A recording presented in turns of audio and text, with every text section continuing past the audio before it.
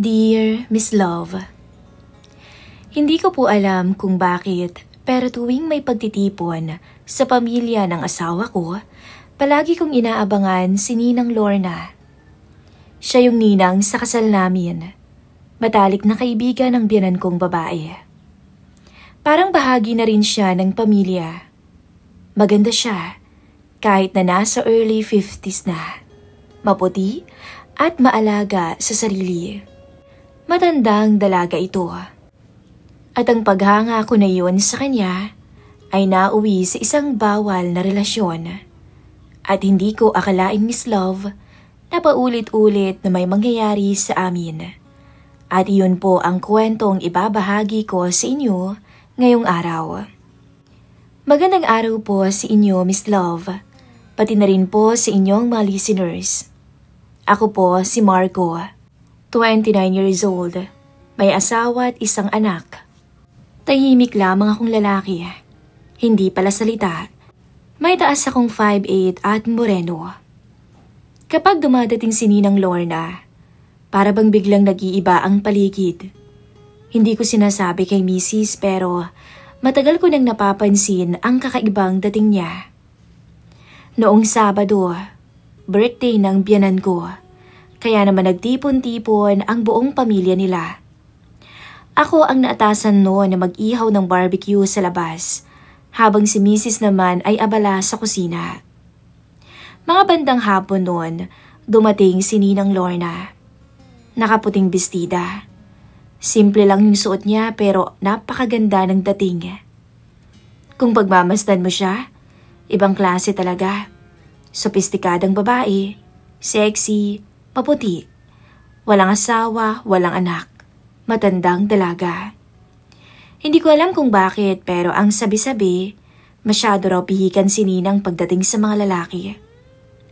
Lahat ng nandoon ay natuwa sa kanyang pagdating, lalo na ang biyenan ko. Lorna, mabutit nakarating ka, bungad ni Mama. Siyempre naman, hindi naman pwedeng hindi, sagot ni Ninang sabay yakap. Habang ako'y nag-iihaw noon, napansin kong lumapit siya sa akin dalang isang baso ng malamig na juice. Marco, iyo, gusto mo ba ng juice? Ngumiti ako at kinuha yun. Salamat po, Ninang. Naku naman, Marco, huwag mo na akong ipo. Ang tanda-tanda ko tuloy pakinggan. Natatawa pa niyang sagot. Medyo nahiya ako. Paano ho ba dapat? Tawagin mo na lang akong Lorna. Hindi naman masama, diba? Mas maganda pang ang pakinggan. Doon nagsimula ang kakaibang koneksyon namin na hindi ko maintindihan. Habang tuloy ako sa pag-iihaw, paminsan-minsan ay sumisilip siya at tutulungan pa ako. Pagsapit ng gabi, nagsimula ang kainan. Maingay ang paligid, tawanan, kwentuhan at kantahan. Umupo ako sa dulo ng mesa, katabi ang ilang pinsan ni Mrs. Nasa harapan ko noon si Lorna.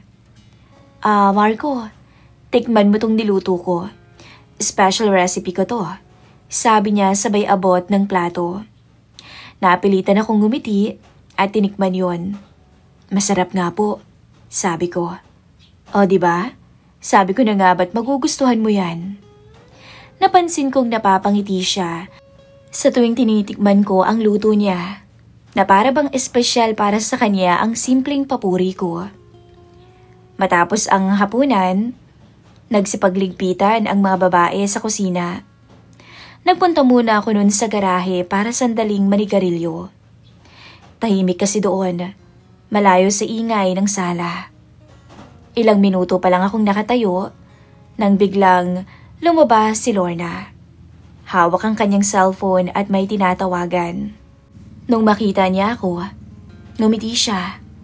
Nandito ka pala. Akala ko ako lang ang lumabas. Medyo mainit sa loob kaya dito muna ako.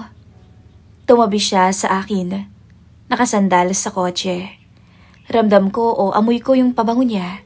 Hindi matapang pero sapat para mang-akit. Marco, alam mo ang swerte ni Camille sa'yo. Ha? Bakit naman ho?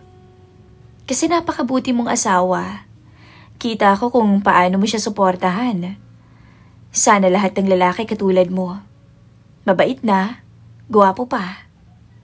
Ngumiti lamang ako. Pero sa loob-loob ko, para bang may laman na ang mga salita niya. Hindi naman ho ako perpekto.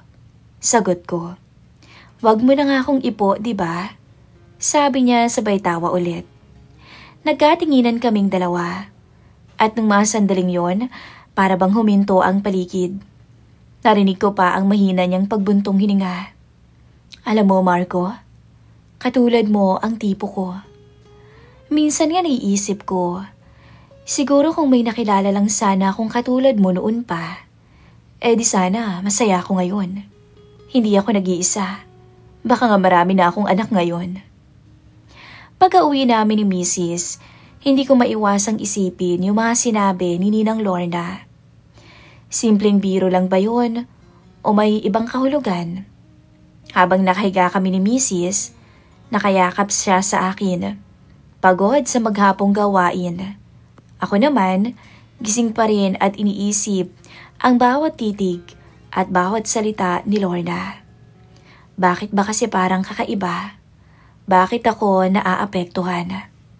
Kinabukasan, may natanggap akong text mula sa unknown number. Binasa ko yon. Good morning, Marco. Ako to, si Lorna. Napahinto ako nun. Hawak ko yung cellphone habang iniisip kung dapat ba akong mag-reply o hindi. Simpleng good morning lang naman yun pero bakit ba hirap na hirap akong replyan?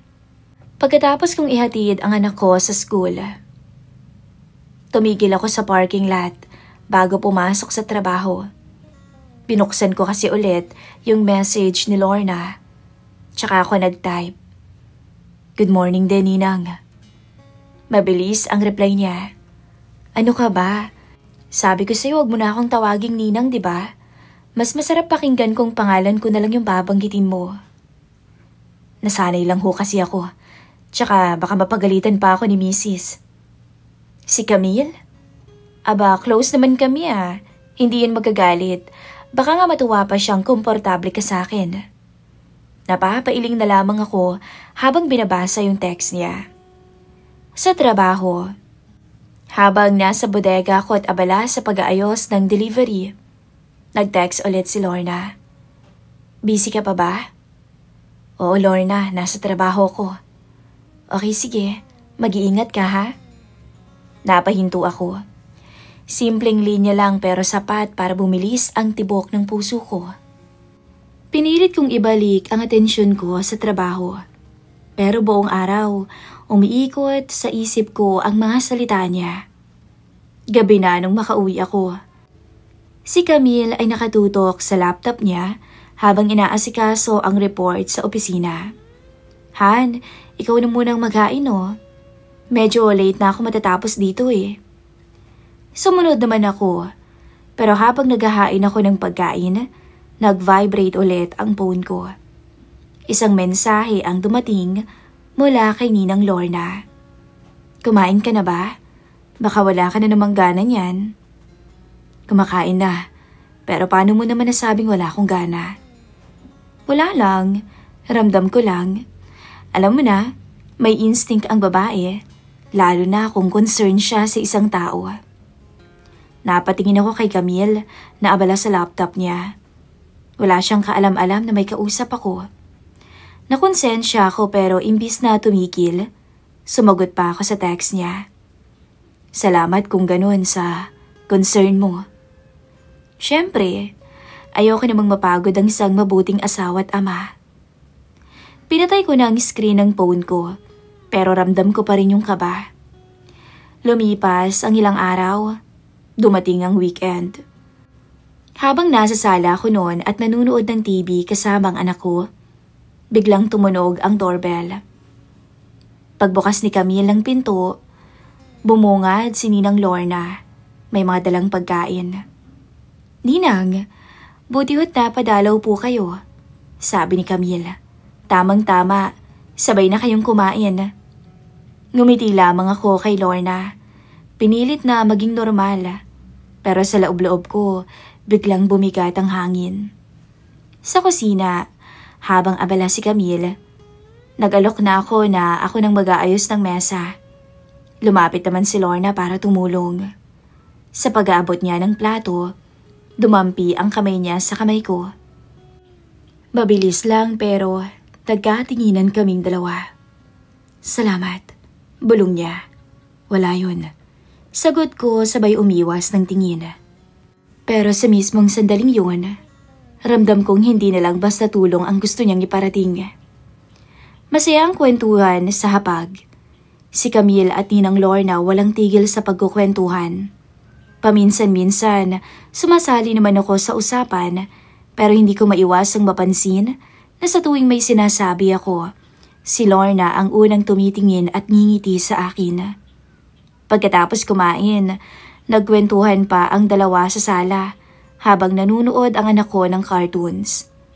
Maya-maya ay nagpaalam din si Camille na inaantok na at magpapahinga na muna. Naiwan kaming dalawa ni Lorna sa may sofa. Ang laki na ng anak niyo, no?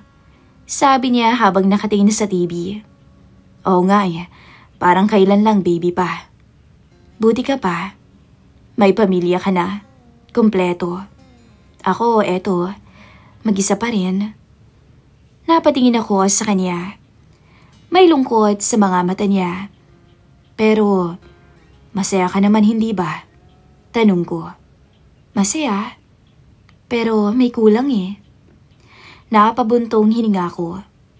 Hindi ko na tinanong kung ano bang kulang. Dahil alam ko kung anong ibig niyang sabihin.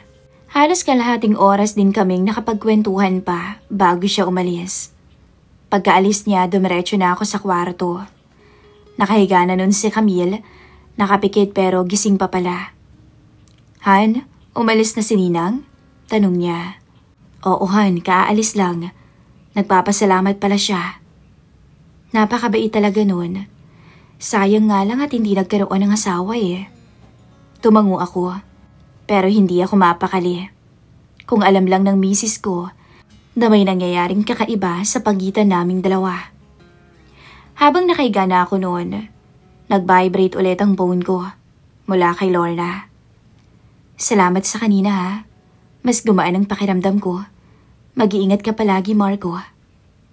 Napabuntong hininga ako at nag-type ng maikling mensahe. Walang anuman, Lorna. Mag-iingat ka rin. Pinatay ko na ang phone ko at ipinikit ang mata.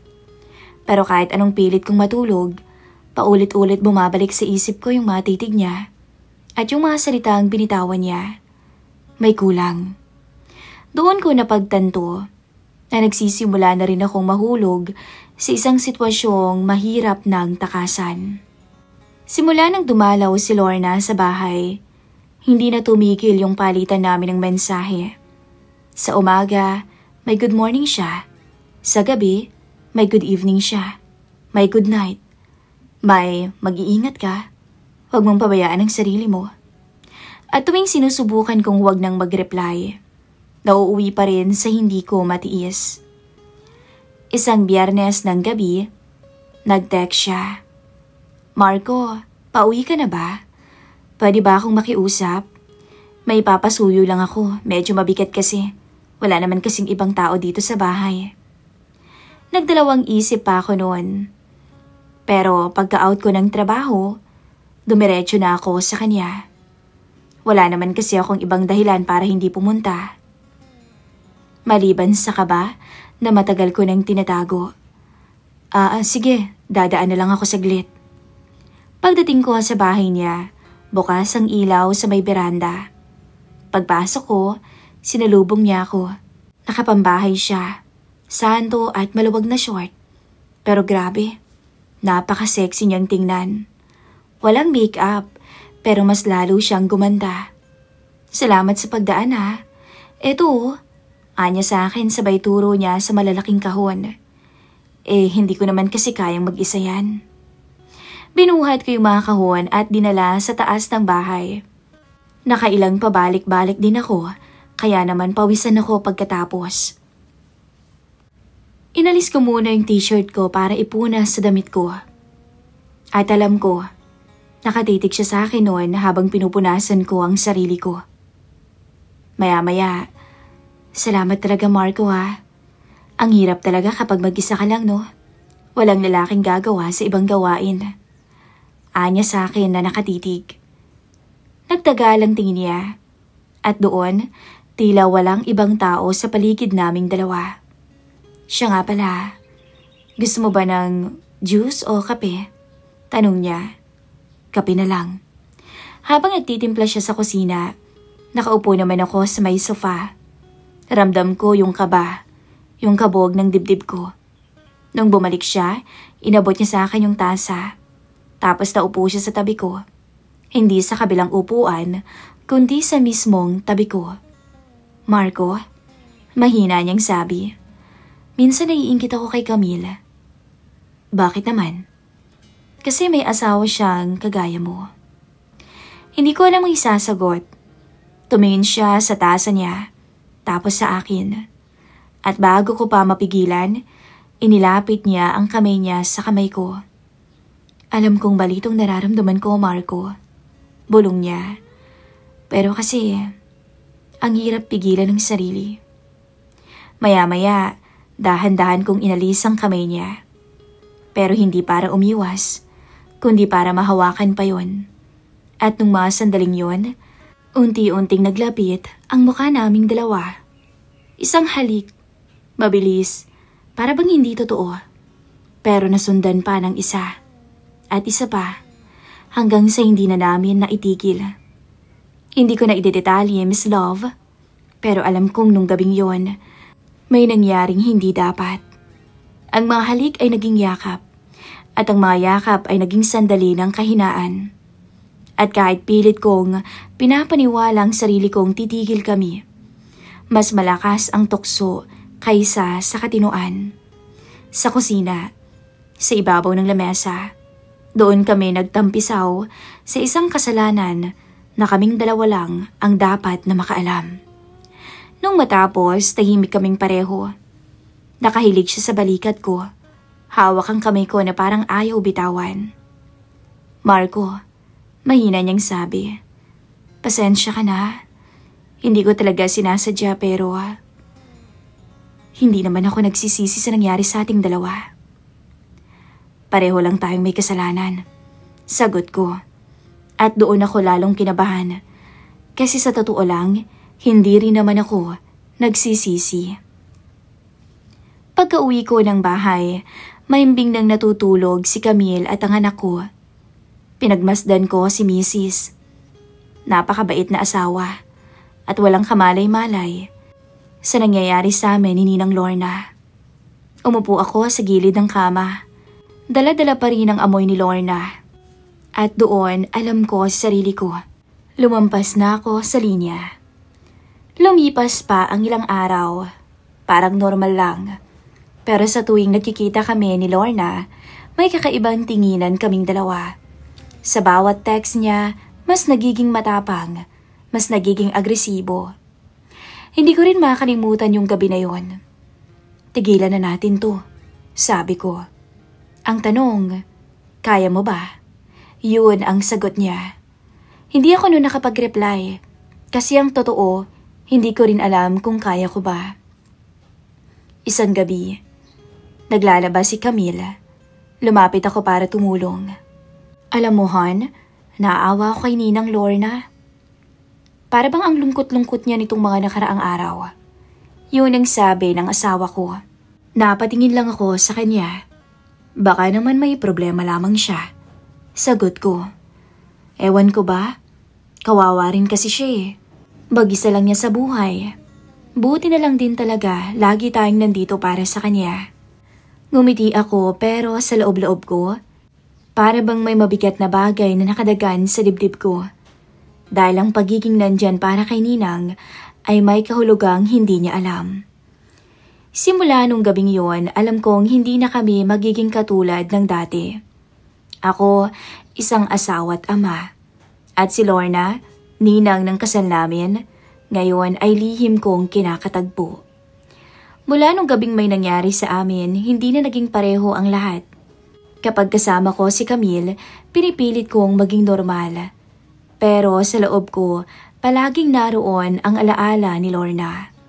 At sa tuwing nagkikita-kita kami, sapat na ang isang tingin para bumalik lahat ng alaala. Setyembre, dumating ang birthday ng pamangkin ni Camille. Malaking handaan ulit sa bahay ng biyanan ko. Parang ordinaryo lang sa kanila, pero sa akin parang may unos na paparating. Pagdating namin, nandun na si Lorna. Nakasuot siya noon ng pulang blouse. Simple lang pero litaw na litaw ang ganda niya. Niyakap niya si Camille. Ngumiti sa anak ko at nang tumingin siya sa akin, sandaling tumugal ang tingin niya. Agad ko namang binaling ang mata ko dahil baka mapansin kami ni Camille.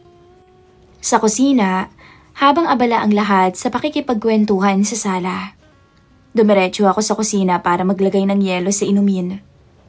Tahimik lamang doon kaya't nakahinga ako ng maluwag. Pero maya-maya, biglang pumasok si Ninang Lorna.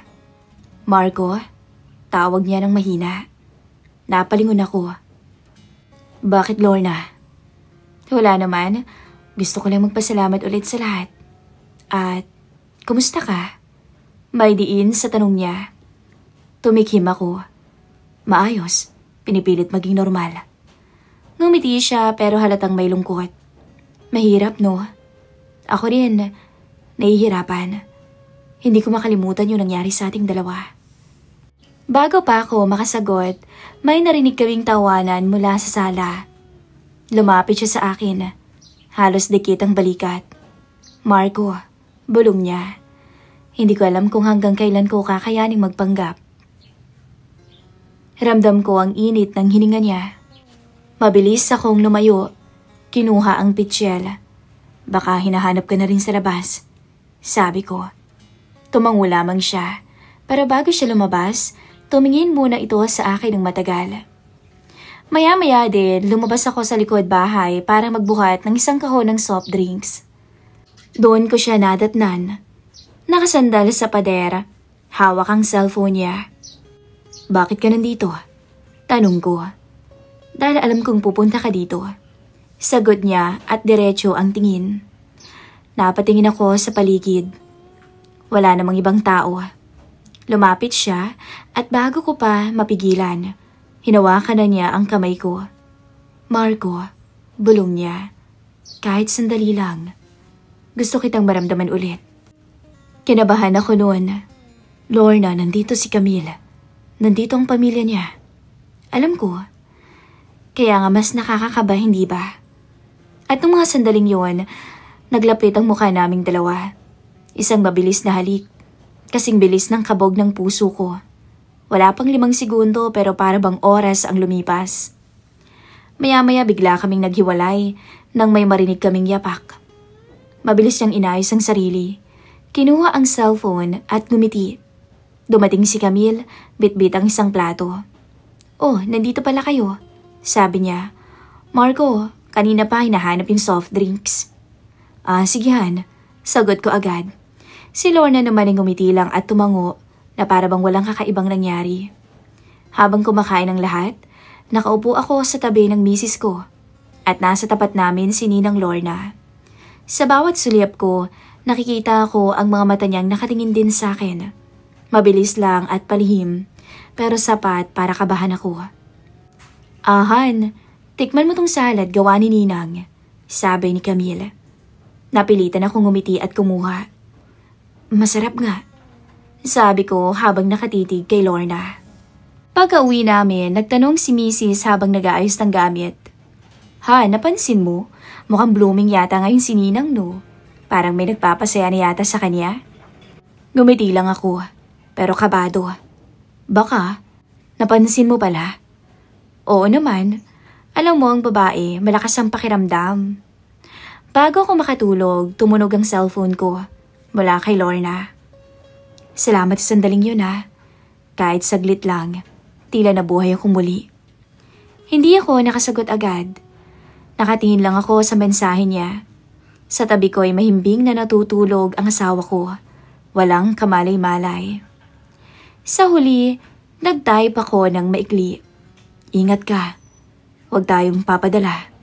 Pero sa loob-loob ko, alam kong hindi ko rin kayang sundin ang sarili kong payo. Ilang linggo ang lumipas mula nung huling handaan, pero hindi na kami nakatiis ni Lorna. Patuloy pa rin ang aming palihim na chat. Sa umaga, good morning. Sa tanghali, kumain ka na ba? At sa gabi, mga mensaheng mas personal. Namiss na kita. Sana nandito ka. Alam kong mali. Alam kong isang pindot lang sa screen pwedeng sumira ng lahat. Pero hindi ko rin kasi maitigil. Minsan pagkalabas ko sa trabaho, sa kanya muna ako dediretso. Doon, kakain ng hapunan. Pero syempre pagkatapos noon, iba ang susunod na mangyayari. Paulit-ulit Miss Love ang mga ganoong eksena. Alam ko sa sarili ko na masyado na rin akong nauhumaling sa kanya. Hanggang isang gabi, nangyari ang hindi ko inaasahan. Pagod si Camille galing trabaho. At habang naliligo siya, naiwan ko ang cellphone ko sa mesa sa may sala. Nag-vibrate to. Sabay, pasok ng mensahe. Ang hirap pigilan, Marco. Kanina ba kita iniisip? Sana makasama ulit kita. Kailan bang off mo? Kailan ba wala si Camille? Hindi ko narinig noon na lumabas na pala ang asawa ko mula sa banyo. Nakita ko siyang nakatayo sa may pinto. Hawak na yung cellphone ko. Nanlaki ang mga mata niya habang binabasa ang mensahe. Marco? Malakas ang boses niya. Nanginginig. Ano to? Parang bumagsak ang mundo ko. Nilapitan ko siya agad at akmang kukunin ang cellphone. Camille, makinig ka muna. Pero bigla siyang lumayo. Anong papakinggan ko? Anong dapat kong pakinggan, Marco? Ano to? Pinakita niya ang screen.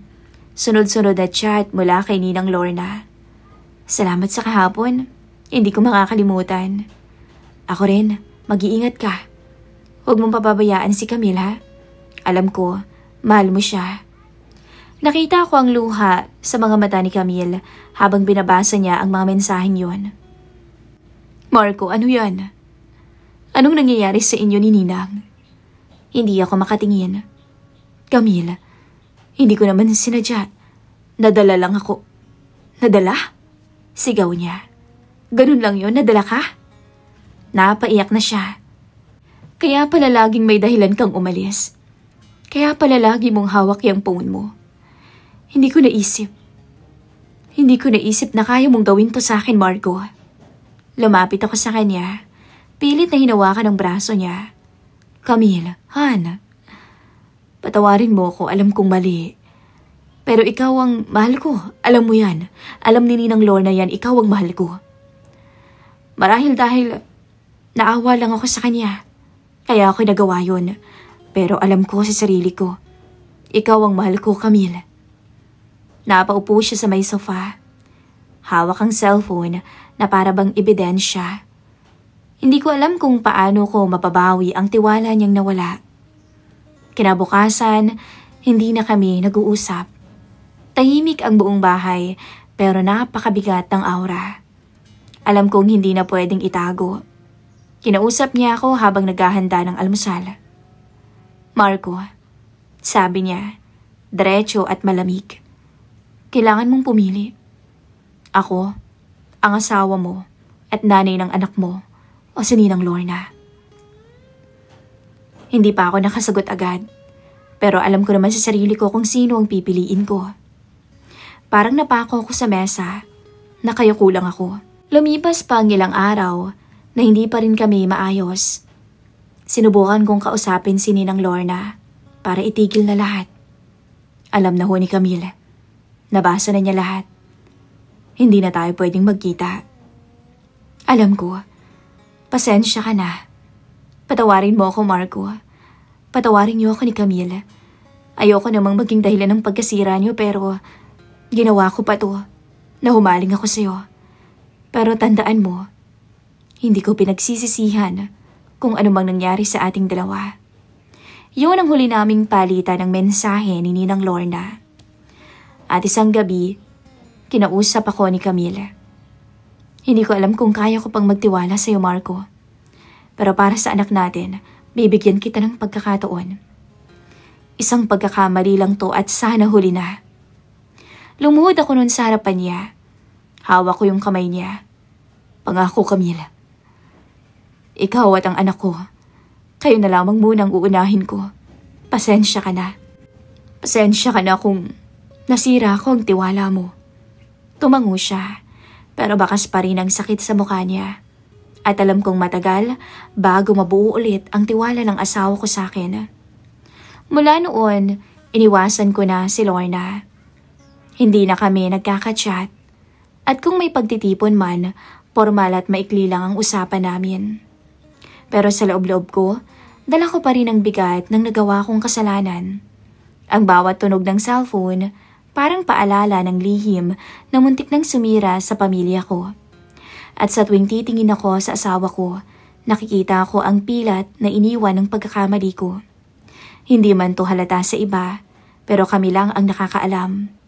Minsan, isang maling chat lang ay sapat para gumuho ang lahat. Pero maswerte pa rin talaga ako sa asawa ko dahil tinanggap niya ako sa kabila ng pagkakamali ko. Hanggang dito na lamang po ang maiksing istorya ng aking buhay. Muli, ako po si Marco at maraming salamat Miss Love sa pag-share o pag-ere ng akin pong kwento.